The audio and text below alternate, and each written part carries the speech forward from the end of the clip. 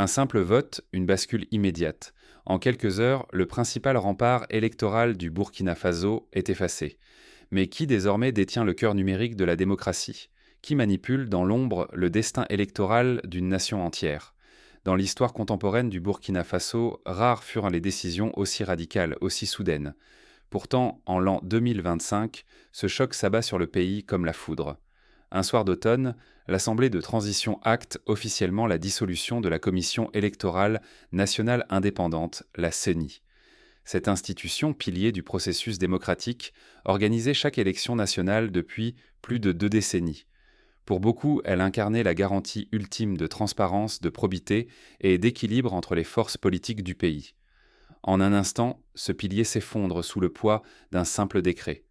Le pouvoir de diriger les scrutins, jusque-là protégés par une commission indépendante, glisse vers le ministère de l'administration territoriale. Quelques signatures, et c'est tout l'édifice électoral du Burkina Faso qui se trouve redessiné, bouleversant les habitudes, les certitudes et l'équilibre fragile du pouvoir démocratique. Les défenseurs de cette réforme avancent 3 arguments principaux. La CENI coûtait trop cher, souffrait d'une lenteur chronique et surtout dépendait dangereusement d'experts étrangers pour l'aspect technique et numérique du vote. Mais derrière ces justifications, une question demeure obsédante. Pourquoi supprimer le seul organe supposé protéger la neutralité électorale? Ce choix, loin d'être anodin, suscite la crainte d'une dérive. Le risque est immense. Perdre la neutralité, ouvrir la porte à des manipulations invisibles, voire à une perte totale de légitimité. Si le contrôle des urnes devient opaque, c'est la confiance populaire qui s'effrite et l'avenir démocratique du pays qui se joue, loin des regards. Cette situation n'est pas sans rappeler d'autres contextes, comme celui du Kenya en 2017, où des soupçons de piratage et de manipulation numérique des résultats ont conduit à l'annulation du scrutin présidentiel. Pour démêler les véritables enjeux, il faut plonger dans les coulisses de l'ancienne architecture électorale burkinabé. Que cachait réellement la machinerie de la CENI? Derrière les murs de l'institution, des batailles numériques et des alliances inattendues se tramaient, tissant une toile complexe de dépendances et d'intérêts croisés. Pendant plus de 2 décennies, la Commission électorale indépendante a été perçue comme le dernier rempart contre la fraude électorale au Burkina Faso. Mais à quel prix cette vigilance a-t-elle été instaurée et maintenue? Dès sa création, la CENI s'impose comme une réponse d'urgence à une crise politique profonde. Il fallait rassurer une population échaudée, convaincre la communauté internationale et surtout garantir la transparence du vote. Cette situation rappelle celle du Ghana au début des années 2000, où la création d'une commission indépendante a permis de juguler une vague de contestation post-électorale. Très vite, l'organisation du scrutin devient un chantier collectif. L'Union européenne, l'Organisation des Nations unies, des bailleurs de fonds étrangers, tous se mobilisent pour fournir financement, logistique et expertise. Grâce à eux, la formation des agents électoraux s'intensifie. Les premiers outils de numérique SOTA sont introduits et des protocoles techniques encadrent chaque étape du vote. Cette internationalisation du processus électoral n'est pas propre au Burkina Faso. Au Nigeria, en 2015, la biométrie et le déploiement de serveurs externes ont été pilotés par des consortiums internationaux, posant des questions similaires de souveraineté. En coulisses, une architecture informatique décisive se met en place. Listes électorales, transmission des résultats, résolution des litiges, tout repose sur des logiciels, serveurs et manuels importés. À chaque élection, une armée d'experts venus d'Europe, d'Amérique du Nord ou du système onusien débarque pour superviser et corriger les systèmes. Leur présence devient une habitude. Rapidement, la CENI ne fonctionne plus sans leur concours. Les contrats de maintenance sont systématiquement confiés à des sociétés étrangères, l'infrastructure informatique reste hébergée hors du territoire national, et la documentation, souvent rédigée en langues étrangères, n'est jamais transférée dans son intégralité aux équipes locales. Peu à peu, cette dépendance technique se mue en norme. Lors de chaque préparation électorale, il est entendu que la solution viendra de l'extérieur. La formation, la supervision, le dépannage. Même la moindre panne de serveur impose d'attendre la réponse d'un consultant basé à Paris, à Bruxelles ou à Genève. Le savoir-faire local s'efface, remplacé par une tutelle discrète mais constante. Ce phénomène a également été observé en République démocratique du Congo, où le système de transmission des résultats de 2018 était hébergé à l'étranger, suscitant de vives inquiétudes parmi la société civile. Les audits et les comités de pilotage n'évoquent que rarement cette dépendance. Pour beaucoup, c'est le prix à payer pour rassurer la communauté internationale et garantir la confiance. Mais ce choix n'est pas sans conséquences. À chaque cycle électoral, la souveraineté affichée s'effrite. Le véritable pouvoir technique échappe aux institutions burkinabées, qui n'ont ni la maîtrise ni le contrôle effectif de leur propre système. Derrière une façade d'indépendance, la réalité est celle d'une tutelle numérique invisible, rarement débattue, presque jamais remise en cause. Tant que cette dépendance perdure, la souveraineté politique du Burkina Faso demeure un mirage. L'organisation des élections dépend plus du bon vouloir de partenaires techniques que d'une maîtrise nationale. La confiance du peuple, la dignité nationale et la capacité de choisir librement ses dirigeants sont menacées si rien ne change. Pourtant, des fissures commencent à apparaître dans ce système apparemment infaillible.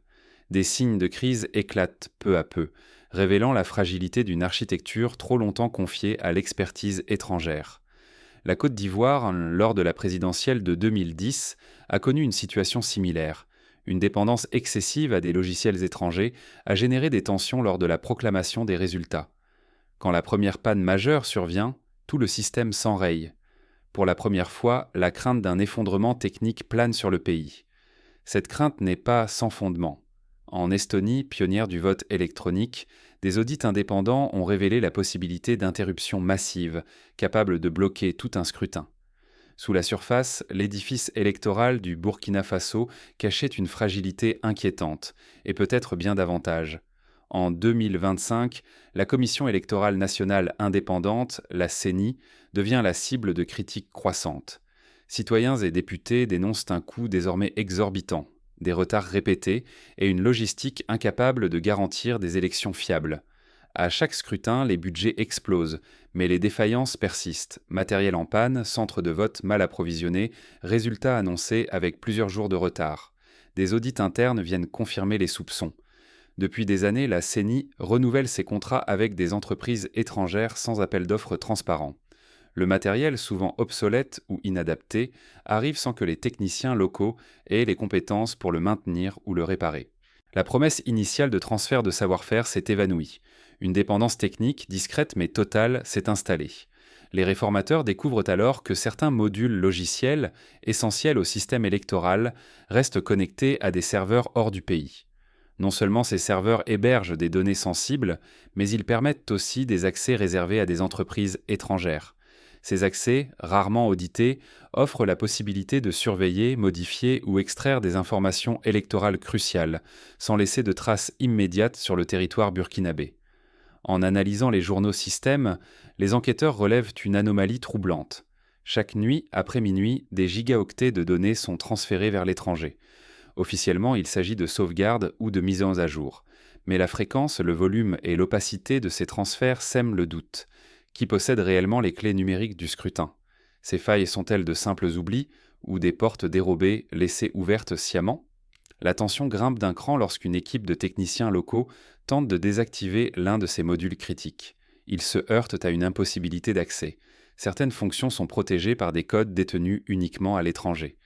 La souveraineté électorale du pays apparaît suspendue à des mots de passe inconnus sur des serveurs distants. Dans les couloirs de l'administration, le malaise se transforme en affrontement.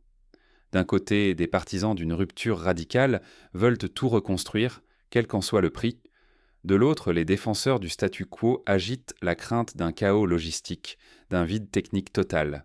Mais une certitude s'impose. Révéler ces vulnérabilités, c'est risquer de pulvériser la confiance nationale dans le vote. Les taire, c'est accepter la menace d'une manipulation silencieuse et invisible. La crise éclate quand, sous la pression, le ministère de l'administration territoriale décide enfin de couper le dernier lien technique avec l'étranger. Ce geste, à la fois symbolique et irréversible, déclenche un événement imprévu qui va bouleverser la transition et forcer le pays à affronter la vérité sur sa souveraineté numérique. L'arrêt brutal du système provoque un chaos inattendu. En quelques heures, les conséquences concrètes de cette rupture deviennent impossibles à ignorer. Soudain, la réalité rattrape l'administration. Tous les centres de vote sont injoignables, les listes électorales inaccessibles et les procédures de secours demeurent inconnues des équipes locales. Ce scénario rappelle la crise de 2016 au Gabon, où une panne massive, soupçonnée d'être d'origine extérieure, a paralysé la transmission des résultats pendant plus de 12 heures, semant le doute sur la sincérité du processus. Une nuit, le cœur numérique du système électoral burkinabé s'arrête net. Sans signal d'alarme, le serveur central gèle, plongeant tout le réseau dans le silence. Ce n'est pas une panne banale, c'est une prise de contrôle orchestrée depuis l'extérieur. Tout bascule lors d'un test de routine. En moins d'une minute, chaque accès s'éteint, les communications internes sont coupées. Les techniciens sont submergés. Jamais ils n'avaient vu fermeture aussi complète, aussi soudaine. L'équipe locale ne peut qu'assister, impuissante. Les ingénieurs fouillent les journaux d'activité et découvrent l'impensable. Une commande venue d'un serveur étranger a bloqué le système tout entier. Les eurodatages et les adresses IP convergent vers une main invisible et lointaine. La paralysie numérique n'a rien d'accidentel. Plus inquiétant encore, la commande fatale utilise une fonction secrète, absente de toute documentation officielle. Aucun ingénieur national n'en connaissait l'existence. Cette porte cachée avait été intégrée dès la création du réseau, réservée aux partenaires techniques étrangers. Face à l'ampleur du risque, la direction de la CENI impose le silence absolu. Rien ne doit filtrer au dehors. L'angoisse d'une crise publique s'ajoute à la pression de restaurer l'accès aux données. Mais un constat s'impose, la souveraineté numérique du pays n'a jamais été acquise. Progressivement, des témoignages, des documents internes, des fuites confirment l'étendue du problème. Pendant toutes ces années, la commission électorale indépendante n'a jamais été maîtresse de ses outils. L'infrastructure était sous la coupe de prestataires extérieurs, capables d'en prendre le contrôle en un instant.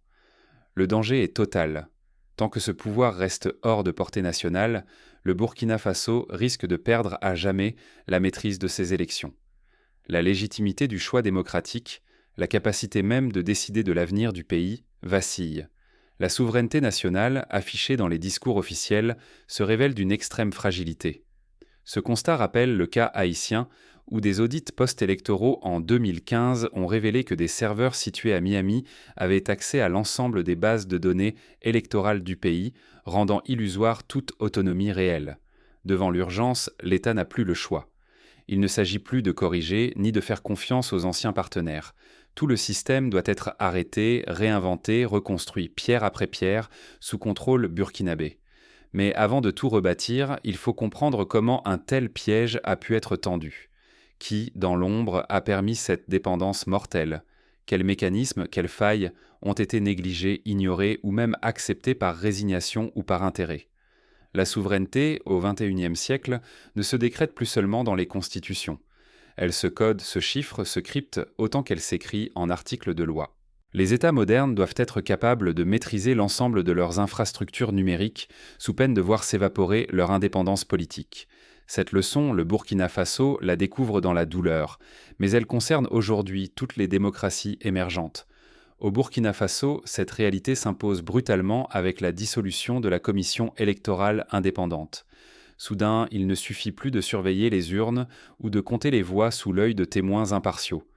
L'enjeu s'est déplacé. La souveraineté politique passe par la maîtrise absolue de l'infrastructure numérique qui régit chaque étape du scrutin. Les autorités lancent alors une opération inédite. Elles isolent, audient, puis entreprennent de reconstruire l'architecture électorale, traquant la moindre dépendance cachée à l'étranger. Chaque serveur, chaque algorithme, chaque protocole de transmission est analysé, loin de toute influence extérieure. Ce processus rappelle la réforme engagée par l'Estonie après 2013, où une refonte complète des systèmes a été imposée pour garantir la sécurité nationale après des cyberattaques massives d'origine étrangère. 3 rapports confidentiels tombent successivement. Le premier dévoile des failles techniques. Logiciels obsolètes, accès privilégié pour des prestataires étrangers, documentation lacunaire. Le deuxième pointe les faiblesses internes. Absence de compétences locales, budget englouti dans des contrats opaques, responsabilités diluées. Le dernier éclaire l'enjeu géopolitique. Chaque mise à jour, chaque assistance technique tisse des liens de dépendance qui minent l'indépendance réelle du pays. Ce que révèlent ces enquêtes, c'est que la bataille électorale ne se gagne plus uniquement lors du dépouillement. L'épreuve décisive se joue désormais dans la maîtrise de la machine qui compte, archive et transmet les bulletins. Qui possède cette clé détient le pouvoir, parfois sans jamais apparaître. Ce défi dépasse de loin le cas burkinabé. Partout en Afrique francophone, et même au-delà, une question brûle. Qu'est-ce qu'une démocratie si son cœur numérique échappe au contrôle de ses propres citoyens ?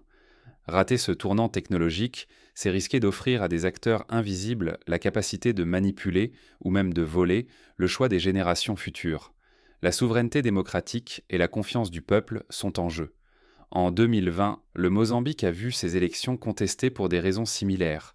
Des anomalies inexpliquées dans la transmission numérique des résultats ont alimenté la suspicion et la colère populaire. Face à cette nouvelle donne, une question cruciale s'impose. La bataille pour l'avenir du vote africain se joue-t-elle encore dans la transparence des institutions ou déjà dans l'ombre des infrastructures numériques? Chaque nation doit choisir. Le choix n'est pas simple, mais il est inévitable. Mais reconstruire la confiance ne se décrète pas. Il faut la prouver, ligne de code après ligne de code. La prochaine étape sera décisive et le moindre faux pas pourrait être fatal. Pour y parvenir, plusieurs étapes concrètes s'imposent. Premièrement, il faut investir massivement dans la formation d'ingénieurs, de techniciens et de juristes spécialisés dans la cybersécurité et la gestion électorale. Des partenariats avec des universités locales, des bourses d'études et des échanges régionaux peuvent te permettre de bâtir une expertise authentiquement burkinabé. Deuxièmement, il est impératif de transférer progressivement les infrastructures numériques sur le territoire national. Héberger les serveurs dans des centres de données burkinabés, auditer les logiciels avec des spécialistes locaux et documenter chaque ligne de code constituent des jalons essentiels pour regagner l'autonomie. Troisièmement, l'ouverture du code source des logiciels électoraux aux experts indépendants, nationaux comme internationaux, peut renforcer la confiance. En Afrique du Sud, l'ouverture partielle des systèmes de gestion électorale a permis aux ONG de détecter et de corriger plusieurs failles avant le scrutin de 2019.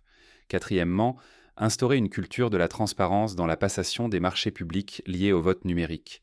Cela implique des appels d'offres ouverts, une publication systématique des contrats et un contrôle citoyen renforcé.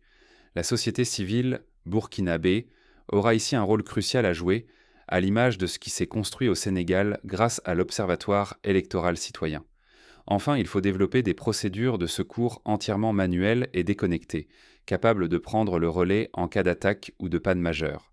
Le Malawi, lors de ses élections de 2019, a pu proclamer des résultats fiables grâce à la coexistence d'un double système, numérique et papier. La prochaine révolution électorale ne s'inscrira pas sur du papier, mais bien dans les lignes de code qui orchestrent nos votes. En 2025, la dissolution de la commission électorale indépendante du Burkina Faso n'a pas seulement changé la forme d'un organe d'État, elle a mis en lumière une vérité que beaucoup préfèrent ignorer. La démocratie moderne repose désormais autant sur le contrôle de ses infrastructures numériques que sur ses lois ou ses urnes. Penser que la souveraineté s'arrête au choix des dirigeants, c'est oublier que le pouvoir circule aussi dans les profondeurs des systèmes informatiques, dans les configurations secrètes des serveurs, dans les algorithmes qui recueillent chaque voix. Qui détient réellement la clé de ces infrastructures? Qui surveille, qui modifie, qui accède au code sans laisser de traces? Tant qu'une partie du contrôle reste aux mains d'acteurs extérieurs, la souveraineté demeure vulnérable, partielle. Fermer les yeux sur cette réalité, c'est accepter que l'avenir démocratique du pays puisse être manipulé par des intérêts invisibles, hors de portée des citoyens. Ce n'est plus une simple question technique, mais bien celle de la confiance fondamentale entre un peuple et ses institutions. Désormais, chaque scrutin dépend d'infrastructures que la majorité ignore, mais dont l'intégrité est cruciale. Si ces systèmes sont conçus ou entretenus par d'autres, alors même les institutions les plus honorables peuvent être fragilisées, voire détournées. La disparition de la Commission n'est pas qu'un changement de façade. C'est le symptôme d'un dilemme national. Continuer à confier notre souveraineté numérique ou apprendre à bâtir et à défendre nos propres outils. Ce choix concerne chacun et chacune. Car que vaut un vote si l'architecture qui le protège n'appartient pas au peuple lui-même? Il est donc vital d'exiger la transparence sur l'origine, la gestion et la sécurité des systèmes électoraux. Défendre la démocratie aujourd'hui, ce n'est plus seulement surveiller les urnes, mais aussi interroger les codes qui décident du résultat. La souveraineté numérique n'est ni une utopie, ni une option secondaire. C'est la condition pour qu'un pays écrive son histoire, sans craindre les manipulations, visibles ou non. À vous de vous informer, de débattre, de veiller à ce que la démocratie se protège jusque dans ses fondations techniques, car c'est là, dans l'invisible, que se joue désormais le sort du pays. Pour conclure, souvenons-nous d'une évidence. La démocratie n'est jamais acquise, elle se défend et se construit chaque jour à travers des choix courageux et des actes concrets. Exiger la souveraineté numérique, c'est protéger la voix de chaque citoyen aujourd'hui et demain. Alors, ensemble, bâtissons une démocratie à la hauteur de nos espoirs et veillons à ce que le cœur numérique de notre nation ne batte jamais ailleurs qu'entre nos mains.